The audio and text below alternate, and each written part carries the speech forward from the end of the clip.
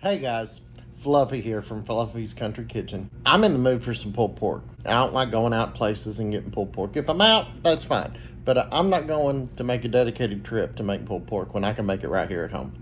So stay tuned. We're going to make some pulled pork. Hey guys, I just want to shout out to a dear friend of mine, Mr. Clark at Joshua Tree Woodworks. He made me this beautiful custom made cutting board. You can find him on Instagram under Joshua Tree Woodworks. Go check him out. All right, guys. So to make Fluffy's famous pulled pork, we have about 11-pound pork butt over here, and we'll be using Pit Boss's pork rub. So we're going to pull our pork shoulder out, fat side down, and we're going to give this thing some love. So I'm just going to season it up real good,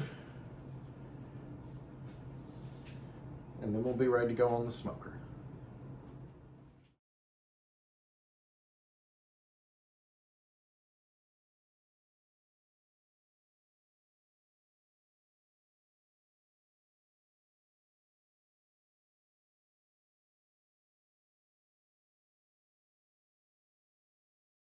So now I'm going to work all the seasoning down into the little crevices of the meat.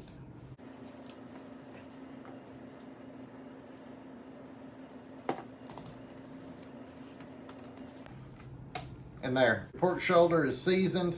I let it sit overnight so that the seasoning gets down into the meat. And then I put it on the smoker early the next morning. All right, so now that we have our smoker set to 180 degrees, we're gonna go ahead and put our meat on the smoker and put our thermometer probes in. Center of your smoker, fat side up. And we'll take our probe, locate the bone, and you wanna put it in right up above the bone and follow the bone throughout the meat. And you're set. Close the lid and cook it for 12 hours, open smoke. Hey folks, so the pulled pork has been on the smoker for 12 hours. Now I've transitioned it over to an aluminum pan and covered it with aluminum foil for it to cook the rest of the 24 hours. Hey guys, welcome back. It's 24 hours later since the start of the pulled pork. We've already pulled our shoulder off the smoker. We've let it rest in its natural juices. I've put it on a drip pan to get the moisture off the meat before we shred it. And then we're going to transfer it into a crock pot, or I'm using my Instapot on the keep warm setting to hold until dinner. Let's shred this meat. All right guys, I've got the pork off the drip tray. If you see here, you'll see a nice pink smoke ring. That's what you want when you pull your meat off the smoker. You want that nice, thick, beautiful pink smoke ring. So now we're gonna go ahead and shred these. I've got my bear claws. You can pick these up online. These are great for shredding meat. Everybody has their own way of shredding meat. This is the way that works best for me. Gives me that nice fine shred.